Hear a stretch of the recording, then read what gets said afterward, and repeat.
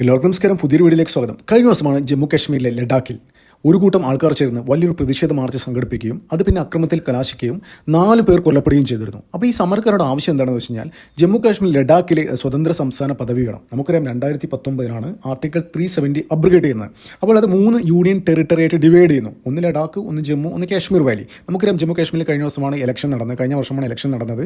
അപ്പോൾ അവിടെ ഒമർ അബ്ദുള്ള മുഖ്യമന്ത്രിയായിട്ട് വരികയും ചെയ്തു. അപ്പോൾ ഇവരുടെ ആവശ്യം എന്താണെന്ന് വെച്ച് കഴിഞ്ഞാൽ ഈ 370 തിരികെ കൊണ്ടുവരും വേണം. പക്ഷേ അതിൻ്റെ എല്ലാ ആനുകൂല്യം നിലനിർത്തിക്കൊണ്ട് തന്നെ ഈ ലഡാക്കിന് പുതിയൊരു സംസ്ഥാന പദവി കൊണ്ടുവരും വേണം. അപ്പോൾ അതിന് ഒരു നേതൃത്വം നൽകിയ ഒരാളുടെ പേരാണ് സോനം വാംസിക് എന്ന് പറയുന്നത്. അത് അയാളൊരു പൊളിറ്റിക്കൽ ആക്ടിവിസ്റ്റാണ്. അപ്പോൾ നമ്മുടെ മാധ്യമങ്ങൾ, ഞാൻ ഈ വീഡിയോയിൽ ചർച്ച ചെയ്യാൻ ഉദ്ദേശിക്കുന്നത് എന്തുകൊണ്ടാണ് ഈ ലഡാക്കിൽ നടന്ന വലിയൊരു കലാപം, ജൻസി കലാപം എന്നാണ് നമ്മുടെ മാധ്യമങ്ങളൊക്കെ പറയുന്നത്, അത് എന്തുകൊണ്ടാണ് കേരളത്തിൽ വലിയ രീതിയിലുള്ള ചർച്ച ഉണ്ടാകാത്തത് എന്നാണ്. അതുമാത്രമല്ല, എന്തുകൊണ്ടാണ് ഞങ്ങൾ നിരന്തരം പറഞ്ഞുകൊണ്ടിരിക്കുന്നത്. അതായത് ഇന്ത്യയിൽ ഇത്തരത്തിലുള്ള ഒരു വലിയ കലാപം ബംഗ്ലാദേശിലും നേപ്പാളിലൊക്കെ നടന്ന മാതിരി വലിയൊരു കലാപം ഇന്ത്യയിൽ നടക്കില്ല എന്തുകൊണ്ടാണ് പറയുന്നത്. ഈ 2 കാര്യങ്ങളാണ് ഞാൻ പറഞ്ഞുതരുന്നത്. അപ്പോൾ ഒന്നാമത്തെ കാര്യം, എന്തുകൊണ്ട് ഇത് വലിയ രീതിയിൽ വ്യാപിപ്പിക്കുന്നില്ല, കേരളത്തിലെ മാധ്യമങ്ങൾ അധികം ചർച്ച ചെയ്യുന്നില്ല. കാരണം എന്ന് വെച്ചാൽ ഈ സോനം വാംസിക് എന്ന് പറയുന്ന ഒരാളുണ്ടല്ലോ, അദ്ദേഹം മുമ്പ് ഒരു തവണ പാകിസ്ഥാൻ സന്ദർശിച്ചിരുന്നു, ഒരു തവണ ബംഗ്ലാദേശ് സന്ദർശിച്ചിരുന്നു. അപ്പോൾ ഇദ്ദേഹം അവിടെ ലഡാക്കിൽ ഒരു NGO ഒരു സംഭവം റൺ ചെയ്യുന്നുണ്ട്. അപ്പോൾ അതിന് സപ്പോർട്ടായിട്ട് ഏകദേശം 11ഓളം ഈ മുസ്ലിം സംഘടനകളുണ്ട്. ഈ മുസ്ലിം സംഘടനകളുടെ പേര് ഞാൻ എടുത്ത് പറയുന്നില്ല. ഈ 11 സംഘടനകൾക്കും ജിഹാദി, അതായത് പാകിസ്ഥാനിലെ തീവ്രവാദ സംഘടനകളായിട്ടും ഈ തീവ്രവാദത്തെ സപ്പോർട്ട് ചെയ്യുന്ന ആൾക്കാരാണ്. അപ്പോൾ ഇവിടെ ഈ കലാപം ഉണ്ടല്ലോ, വലിയ രീതിയിൽ സ്പ്രെഡ് ആവാത്തതിന് കാരണം മെയിൻ അതാണ്. അതായത് ഇവിടെ വലിയ രീതിയിൽ ചർച്ച ചെയ്യാനല്ല.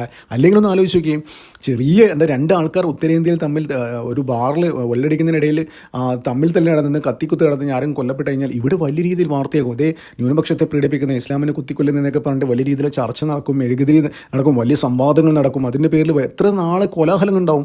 അപ്പോൾ ഇത്തരത്തിലുള്ള ഒരു അവസരം വീണ് കിട്ടിയിട്ടും കേരളത്തിലെ മീഡിയ ഒരു അക്ഷരം ഇണ്ടാത്തതിൻ്റെ പ്രധാനപ്പെട്ട ഒരു കാരണം എന്ന് വെച്ച് കഴിഞ്ഞാൽ ഇതിൻ്റെ പിന്നിൽ പ്രവർത്തിച്ച സോനം വാംസിക് എന്ന് പറയുന്ന ആക്ടിവിസ്റ്റ്, പൊളിറ്റിക്കൽ ആക്ടിവിസ്റ്റിനെ സപ്പോർട്ടായിട്ട് ഏകദേശം 11ഓളം ജിഹാദി സംഘടനകളുണ്ട്. അവരുടെ ആവശ്യം ഇത് തന്നെയാണ്. അതായത് ഇവർ ആദ്യം എന്താ ചെയ്തതെന്നറിയോ, ഈ പ്രക്ഷോഭം തുടങ്ങിയ ഉടനെ തന്നെ ഈ BJP ഓഫീസറിനെ തീയിട്ടെ. ഞാനെന്ത് പറയട്ടെ, ഇവരുടെ ആവശ്യം എന്താ പറയുക, സർക്കാരിനെതിരെയാണെങ്കിൽ സർക്കാർ ഓഫീസുകളൊക്കെ അല്ലേ ആക്രമിക്കേണ്ടത്, എന്തിന് BJP ഓഫീസിൽ തീയിടണം.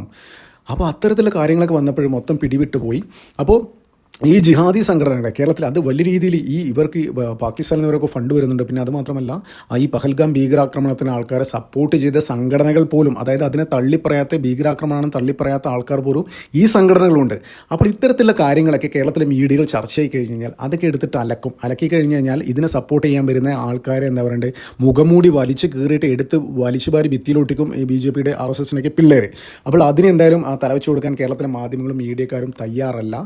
എന്തിനും തൊട്ടലും പിടിച്ചതിനൊക്കെ വലിയ രീതിയിൽ മതം കലർത്തി സംസാരിക്കുന്ന മീഡിയ വൺ പോലും ഇതിനെക്കുറിച്ച് വലിയ രീതിയിലുള്ള വർത്തമാനങ്ങൾ പറയാത്തതിന് പ്രധാനപ്പെട്ട കാരണം ഈ സോനം വാംസിക് എന്ന് പറയുന്ന പൊളിറ്റിക്കൽ ആക്ടിവിസ്റ്റിനെ സപ്പോർട്ട് ചെയ്തിട്ട് ഏകദേശം 10-12 ജിഹാദി സംഘടനകളാണ് പിന്നിലുള്ളത്. അതൊരു കാര്യം. രണ്ടാമത്തെ കാര്യം, എന്തുകൊണ്ടാണ് ഞങ്ങൾ പലപ്പോഴും പറഞ്ഞിട്ടുണ്ട്, ഇന്ത്യയിലെ പല സോഷ്യൽ മീഡിയയും എല്ലാം പറയുന്നുണ്ട്, അതായത് ഈ പ്രത്യേകിച്ച് കേന്ദ്ര സർക്കാരിനെ സപ്പോർട്ട് ചെയ്യുന്ന ആൾക്കാരും രാജ്യത്തെ സ്നേഹിക്കുന്ന ആൾക്കാരും പറയുന്നുണ്ട്, ഇത് ബംഗ്ലാദേശ് അല്ല, ഇത് നേപ്പാളല്ല, ഇതൊരു ശ്രീലങ്കയല്ല, ഒരിക്കലും അത്തരത്തിലുള്ള കലാപങ്ങളും പ്രക്ഷോഭങ്ങളും ഇന്ത്യയിൽ നടക്കില്ല എന്ന് പറയാൻ പ്രധാനപ്പെട്ട കാരണം എന്താണെന്നറിയോ. അത് ഞാൻ വിശദമായി പറഞ്ഞുതരാം, കുറച്ചധികം ദീർഘിപ്പിക്കാതെ ഞാൻ പറഞ്ഞുതരാം.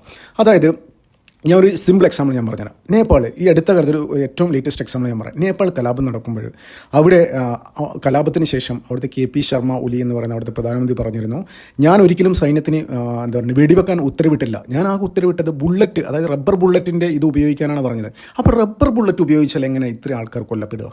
അത് വലിയൊരു പ്രസക്തമായ ചോദ്യമാണ്. അവിടുത്തെ സർക്കാരിന് പോലും സൈന്യത്തിന് പോലും പ്രത്യേകം പിടികിട്ടാത്തൊരു കാര്യമാണ്. അതായത് പ്രധാനമന്ത്രി പോലും ഉത്തരവിട്ടത് സാധാ ബുള്ളറ്റ് ഉപയോഗിക്കണം, നോർമൽ ബുള്ളറ്റ് ഉപയോഗിക്കരുത്, റബ്ബർ ബുള്ളറ്റ് ഉപയോഗിക്കണം. അപ്പോൾ റബ്ബർ ബുള്ളറ്റ് ഉപയോഗിച്ച ഒരാൾക്കാരും കൊല്ലപ്പെടില്ല. എത്ര അടുത്തുനിന്ന്, അതായത് പോയിന്റ് ബ്ലാങ്കിൽ പോലും വെച്ച് കഴിഞ്ഞാലും റബ്ബർ ബുള്ളറ്റ് വെച്ച് കഴിഞ്ഞാൽ ഒരാൾ കൊല്ലപ്പെടില്ല. അപ്പോൾ ഇത്രയും ആൾക്കാർ എങ്ങനെ ഈ നേപ്പാളിൽ കൊല്ലപ്പെട്ടു? അത് ഞാൻ വിശദമായി പറഞ്ഞുതരാം. അത് പറഞ്ഞു കഴിയുമ്പോൾ നിങ്ങൾക്ക് മനസ്സിലാവും എന്തുകൊണ്ട് ഇത് ഇന്ത്യയിൽ നടക്കില്ല എന്ന്. അപ്പോൾ ഈ അമേരിക്കയുടെ സൈന്യത്തിന് വിരമിച്ച ഒരു എറിക് പ്രിൻസ് എന്ന് പറയുന്ന ഒരു വ്യക്തിയുണ്ട്.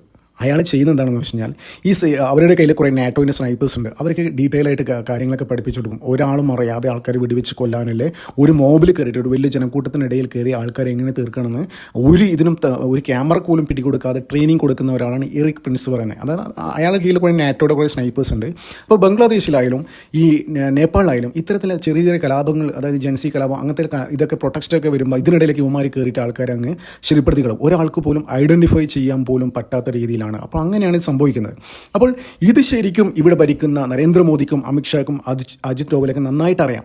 BJP എന്ന് പറയുന്ന പാർട്ടി എന്ന് വെച്ചാൽ പല പല കലാപങ്ങൾ കണ്ടിട്ട് തന്നെയാണ് ഇവിടെ എത്തിയിരിക്കുന്നത്. അപ്പോൾ അത്തരത്തിലുള്ള ആൾക്കാരെ, ഈ ഇറക് പ്രിൻസിൻ്റെ ആൾക്കാരെ പോലും ഇന്ത്യയിലേക്ക് അയാൾ ട്രെയിൻ ചെയ്ത ഒരാൾ പോലും ഇന്ത്യൻ ബോർഡർ ക്രോസ് ചെയ്തിട്ട് അല്ലെങ്കിൽ ഏതെങ്കിലും ഒരു എയർപോർട്ടിൽ ഇന്ത്യയിൽ ലാൻഡ് ചെയ്തിട്ടില്ല. അവിടെ തന്നെയാണ് ഇന്ത്യയുടെ ഒരു സുരക്ഷയുടെ ഒരു സർവൈലൻസിൻ്റെ ഒരു എന്താ പറയുക എഫിഷ്യൻസി നമുക്ക് മനസ്സിലാവുക. അപ്പോൾ നമ്മുടെ നാട്ടിലുണ്ടല്ലോ രണ്ട് തരത്തിലുള്ള ആൾക്കാരുണ്ട്, രണ്ട് തരത്തിലുള്ള ഡോക്ടേഴ്സ് ഉണ്ട്. ഒരു ഡോക്ടർ എന്ന് വെച്ച് കഴിഞ്ഞാൽ ഒരു രോഗി വരുമ്പോൾ തന്നെ കാണുമ്പോൾ തന്നെ അദ്ദേഹത്തിൻ്റെ ബോഡി പോസ്റ്റർ, അദ്ദേഹത്തിൻ്റെ മുഖഭാവം എല്ലാം നോക്കുമ്പോൾ തന്നെ മനസ്സിലാവും ഇദ്ദേഹത്തിന് ഇന്നാണ് അസുഖം, ഇതാണ് റീസൺ, ഇതാണ് റൂട്ട് കോസ് എന്നൊക്കെ ആ ഡോക്ടർക്ക് മനസ്സിലാവും. മറ്റു ചില ഡോക്ടേഴ്സ് പരിശോധന കഴിഞ്ഞതിന് ശേഷം ശരിക്കും മനസ്സിലാക്കും. അതായത് എന്തൊക്കെ ടെസ്റ്റുകളൊക്കെ ചെയ്ത് കഴിഞ്ഞാൽ അതിൻ്റെ വാല്യൂസ് റീഡ് ചെയ്ത് അത്തരം കാര്യങ്ങൾ സിംറ്റംസ് ഒക്കെ നോക്കിയിട്ട് കറക്റ്റ് മനസ്സിലാക്കി ടെസ്റ്റ് ചെയ്ത് പറയും ഇതാണ് അസുഖം എന്ന്.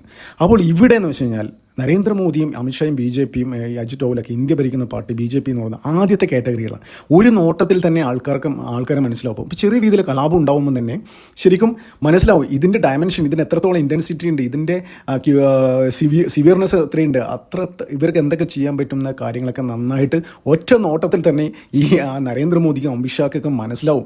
ഞാൻ ഒരു കാര്യം പറയട്ടെ, നരേന്ദ്രമോദി അമിത്ഷാക്ക് ഗുജറാത്തിലും അഹമ്മദാബാദിലൊക്കെ പോസ്റ്റർ ഒട്ടിച്ച് കിടന്ന് സാധാ സൈക്കിളിൽ പോയിട്ട് സാധാ പഴയ ചേതക്ക് സ്കൂട്ടറില്ലേ അതിൽ പോയി പോസ്റ്റർ ഒട്ടിച്ച് കിടന്ന് കൊണ്ടും കൊടുത്തും തന്നെയാണ് പൊളിറ്റിക്സിൽ ഇവിടെ വരെ എത്തിയിരിക്കുന്നത്. അതായത് വളർത്തേണ്ടവർ വളർത്തിയും താഴ്ത്തേണ്ടവർ തളർത്തിയും ആരെ എങ്ങനെ ട്രീറ്റ് ചെയ്യണമെന്നൊക്കെ നല്ല രീതിയിൽ കൊണ്ടും കൊടുത്തും പഠിച്ചു തന്നെയാണ് ഇവിടെ എത്തിയിരിക്കുന്നത്. അവർക്ക് അറിയാം എന്താണെന്ന്. ഇതിപ്പോൾ അമേരിക്കയിലല്ല ഏത് രാജ്യത്ത് പോലും നടക്കുന്ന കാര്യങ്ങളും നല്ല അനലൈസ് ചെയ്തിട്ട് എങ്ങനെ അതിനെ പ്രിവെൻറ്റ് ചെയ്യണമെന്ന് നന്നായിട്ട് അറിയാം. അത് തന്നെയാണ്. അപ്പോൾ ഇവിടെ നമുക്കറിയാം, നമ്മുടെ മുമ്പിൽ ഒരുപാട് ഉദാഹരണങ്ങളുണ്ട്. ഈ കർഷക സമരത്തിലൊക്കെ അത് നേരിടുമ്പോൾ പോലീസുകാരുടെ അടുത്തും മറ്റേ സൈന്യത്തിനടുത്ത് പറഞ്ഞിട്ടുണ്ടായിരുന്നു നിങ്ങൾ റബ്ബർ ബുള്ളറ്റോ അങ്ങനെയുള്ള കാര്യങ്ങളൊന്നും ഉപയോഗിക്കരുത്. ഇപ്പം നമുക്കറിയാം നമ്മുടെ ചാനൽ ആ സമയത്തൊക്കെ ചാനലൊക്കെ വെച്ചിരുന്ന ഏഷ്യാനെറ്റായാലും മറ്റുള്ള ചാനലുകളൊക്കെ വെച്ചാൽ മനസ്സിലാവും വലിയ ബാരിക്കേഡുകൾ, അതായത് ഈ കോൺക്രീറ്റ് ബാരിക്കേഡും പിന്നെ നല്ല മുള്ളുവേലി ഇതൊക്കെ വെച്ചിട്ടാണ് ചെയ്യുക. അപ്പോൾ ഇവരൊക്കെ മുന്നിൽ വന്നിട്ട് പറയുന്നത് കണ്ടില്ലേ ഇത് കർഷകർ ഇങ്ങനെയാണോ നേരിടേണ്ടത്, മറ്റെന്താ പറയുക വലിയ ബാരിക്കേഡ് വെച്ച് കോൺക്രീറ്റ് ബാരിക്കേഡും അതൊക്കെ വെച്ചിട്ടാണ് നേരിടേണ്ടതെന്നൊക്കെ പറഞ്ഞിട്ട് ഇതെന്ത് സർക്കാരാണ്, കർഷകർ ഇങ്ങനെയാണോ നേരിടേണ്ടതെന്നൊക്കെ വലിയ രീതിയിൽ വർത്താനൊക്കെ പറയുവർ. ശരിക്കും അങ്ങനെ ചെയ്തുകൊണ്ടാണ് രാജ്യത്ത് വലിയ രീതിയിൽ കലാപങ്ങൾ ഉണ്ടാവാതിരുന്നത്. അപ്പോൾ നേരെ മറിച്ച് അവിടെ റബ്ബർ ബുള്ളറ്റ് ഉപയോഗിച്ച് കഴിഞ്ഞാൽ ഇവരുമാരെ സ്നൈപ്പേഴ്സ്, ഞാൻ നേരത്തെ പറഞ്ഞ മാതിരി ഒരു സ്നൈപ്പേഴ്സും ഇന്ത്യയിലേക്ക് എൻ്റർ ചെയ്തില്ല. പക്ഷേ ഏതെങ്കിലും തരത്തിൽ എൻ്റർ ചെയ്തിട്ടുണ്ടെങ്കിൽ ഇത്തരത്തിലേക്ക് കയറി കഴിഞ്ഞാൽ എന്തെങ്കിലും പണി ഒപ്പിക്കുന്നില്ല കാര്യത്തിൽ ഇവർക്ക് നന്നായിട്ട് അറിയാം. അതായത് കലാപകാരികൾ ഒറ്റ നോട്ടത്തിൽ തന്നെ നോക്കിക്കഴിഞ്ഞാൽ ഇവർക്ക് മനസ്സിലാവും ഇവർ ഏത് തരക്കാരാണെന്നുള്ള കാര്യങ്ങൾ മനസ്സിലാവും.